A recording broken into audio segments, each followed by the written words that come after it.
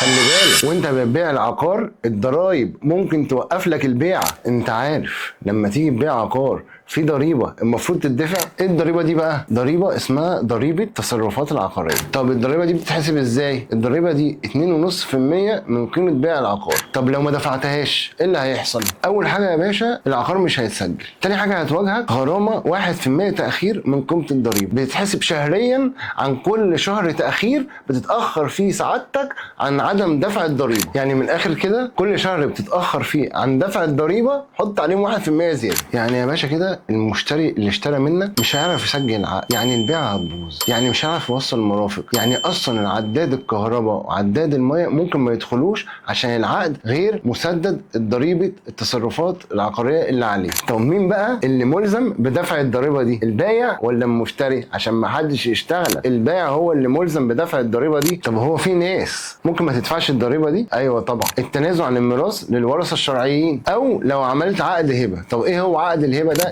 يعني لو اب ادى عقار لابنه ده هيعتبر هبه بعقد اسمه عقد هبه ما عليهوش ضريبه. نصيحه مني بقى لما تيجي تبيع عقار لازم تحسب الضريبه اللي عليه عشان ما تقعش في مشاكل مع الضرايب. عشان كده بقول لك